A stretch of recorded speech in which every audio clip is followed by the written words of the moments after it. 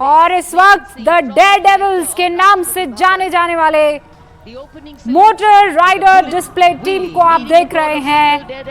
ये देखिए, ये विशेष रूप से प्रशिक्षित और साहसी राइडर्स अपने असाध कौशल को इस वक्त दिखा रहे हैं। What balance, what synchronization and what confidence. ये अलग अलग जो है आपको 12 फॉर्मेशंस फीट ऊंची मिलेंगे। सीढ़ी से सैल्यूट का विश्व रिकॉर्ड बनाने महिला ऑफिसर कैप्टन डिंपल सिंह भाटी। इसमें भी हमने अपने कुछ सालों में बहुत एक चेंज देखा है, कैसे महिलाएं इसमें आगे आई हैं और अपनी ब्रेवरी यहाँ भी दिखा रही हैं। नायक जय कुमार, नायक एसपी मांगू and signalman Sanket making a world record of the longest assisted। ये एक के बाद एक वर्ल्ड रिकॉर्ड बन रहा है, ध्यान रखिएगा। ये देखिए डिप्स लगाते हुए। ये डेविल्स के जवान शत्रु की फॉर्मेशन तैयार करते हुए डांस नायक सुमित कुमार यादव और 7 अन्य ये डेविल्स सतलुज फॉर्मेशन आप देख रहे थे। पथ पर So many brilliant formations। एक के बाद एक ये फॉर्मेशन है, देखो ladder salute, 3 peak devils down, Shatrujeet, mercury peak, केशारी जेना and 12 daredevils इन्फो वॉरियर अब आपको स्क्रीन पर दिखाई देंगे। pushing the boundaries of endurance। Devils एक एक करके आगे ये सारे डेयरडेविल्स को आप देख लीजिए, एक चूक और आप समझ सकते हैं क्या हो सकता है, लेकिन ये सब प्रशिक्षित है, दिन रात मेहनत करके ये बैलेंस स्ट्राइक करते हैं। इन्फो वॉरियर फॉर्मेशन आधुनिक युग के तकनीक वॉरियर्स कोर ऑफ सिग्नल्स के प्रतीक रूप में इस वक्त आप इन तमाम जवानों को देख रहे हैं। तकनीकी वॉरियर्स कोर ऑफ सिग्नल्स ये जो है नायक सुनील कुमार और हवलदार गमित परेश को देख रहे हैं। 14 अन्य डेयरडेविल्स के साथ इसे संपन्न किया गया इन्फो वॉरियर्स को। और ये लोटस फॉर्मेशन में कर्तव्य पथ पर मनमोहक फॉर्मेशन के साथ कंपनी हवलदार major Durgesh Kumar, company quartermaster हवलदार सुजीत मंडल और 10 डेयरडेविल्स लोटस फॉर्मेशन। और अब ये मानव पिरामिड अंतिम में मानवीय धैर्य की सीमाओं को असीम सीमा तक ले जाते हुए नायब सूबेदार अनिल कुमार 8 डेयरडेविल्स नो मोटरसाइकिल पर 33 मैन जो है वो पिरामिड तैयार करते हुए बल, जोश, समन्वय, अभ्यास, धैर्यशीलता और विवेक की सिनर्जी का ये साझा प्रदर्शन आपने देखा। और अब तैयार हो जाइए, स्क्वाड्रन लीडर भी अपनी सीट की पेटी बांध चुकी है। जी बिल्कुल। अब जिस चीज़ के लिए हम सब लोग इतनी देर से इंतज़ार कर रहे हैं वो वायुसेना का फ्लाई पास्ट शुरू होने वाला है।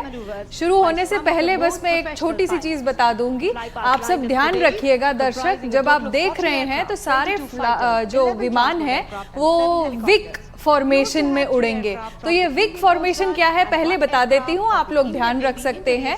ये एक अंग्रेजी भाषा का जो वी लेटर होता है, इसको जब आप उल्टा करेंगे तो जो दिखाई देता है उस तरह से ये उड़ान भरते हैं जहाज। ये ऐसा क्यों करते हैं? दूसरे महायुद्ध के समय ये प्रथा शुरू हुई थी जिसमें जहाज आगे एक लीडर और उसके साथ 2 और जहाज इस तरह से उड़ते हैं। तो जो लीडर जहाज में बैठता है वो बाकी दोनों जहाज़ों पर ध्यान रखता है, वो उनको देख भी सकता है, तो वो बड़े अच्छे से उनको इशारे भी कर सकता है, बता भी सकता है कि थोड़ा धीमा कर लो, थोड़ा आगे हो जाओ, तेज कर लो। इस तरह के इशारे भी बड़े आसानी से किए जा सकते हैं। तो इस तरह का जब भी फ्लाई पास्ट होता है, लो लेवल की फ्लाइंग होती है, उस फ्लाइंग में विक फॉर्मेशन में फ्लाई करना सबसे बढ़िया तरीका है इकोनॉमिकली, और वैसे भी ये सेफ तरीका है। इसमें उड़ना बहुत आसान होता है। दर्शकों के लिए भी तीनों जहाज़ों को देखना, वायुयानों को देखना बहुत आसान होता है। तो चलिए अब देखते हैं कि सर्वप्रथम हमारे सामने किस तरह के जहाज आने वाले हैं, कितने जहाज हैं। और ये जो चेहरे अभी आपको ऐसे, और ये देखिए जी शुरुआत हो गई है। तो सबसे पहले हम देख रहे हैं ये है अजय फॉर्मेशन। हर फॉर्मेशन का एक नाम है, नाम के साथ एक सीख और संदेश जुड़ा हुआ है। तो अब हम देख रहे हैं ये आ रहे हैं हमारे सामने अपाची हेलीकॉप्टर्स। ये भी विक फॉर्मेशन में ही उड़ेंगे। तो आप देख सकते हैं जैसे एक आगे लीडर है, उसके साथ 2 और अपाची हैं। बहुत ही गरजता हुआ मस्त धमाकेदार धुआंधार ऐसा ये एक वायुयान है। बहुत ही आवाज, जी बिल्कुल बिल्कुल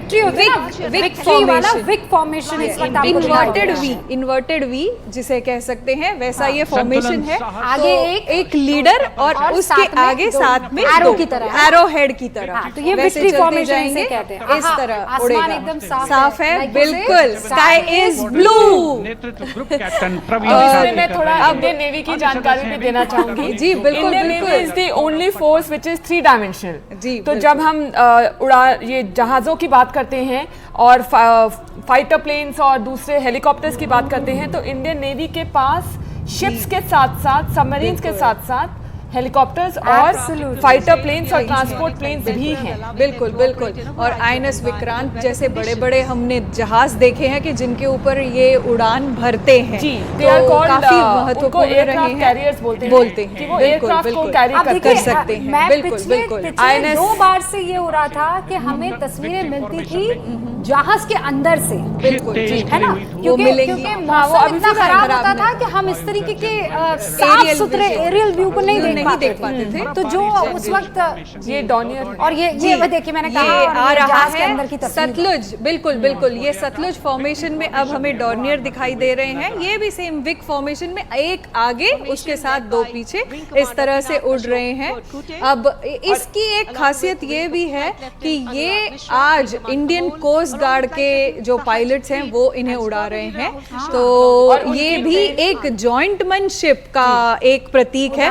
और जैसे हमें बताया जा रहा था कि इनकी ट्रेनिंग भी नेवी के साथ होती है। और इंडियन कोस्ट गार्ड के ये जो जहाज हैं डॉनियर्स, ये मोस्टली सर्वेलेंस के लिए यूज होते हैं। और इनमें इतना सर्वेलेंस के लिए इतने इक्विपमेंट होते हैं कि इनको उड़ाना जितने ये सरल दिखते हैं इतना होता नहीं है, क्योंकि अंदर एयर कंडीशनिंग भी कई बार नहीं होती है। और तो ये जो आगे हैं वो है AN-32 एयरक्राफ्ट और पीछे 2 डॉनियर्स 228 AC। और ये देखिए रक्षक, जी बिल्कुल। बात करते हुए ये है रक्षक फॉर्मेशन। तो जैसा आपने बताया कि एक डॉर्नियर है और उसके साथ जो 2 हैं वो उनकी रक्षा के लिए हैं। कह सकते हैं कि ये एक एयर डिफेंस का भी प्रतीक है।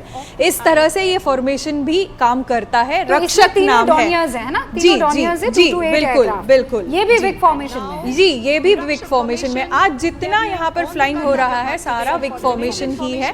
जहाँ कोई बदलाव आएगा मैं आपको बताती रहूंगी। लग रहा है ना, ऐसा लग रहा है साइबेरियन देखिए बर्ड्स उड़ रही हैं। बिल्कुल बिल्कुल। आपने अगेन प्रिसाइज है, बिल्कुल बिल्कुल। इसी ये विक फॉर्मेशन की उड़ान का ये एक फायदा है कि आपको एक दूसरे के साथ समतोल बनाए रखना बहुत आसान हो जाता है। जब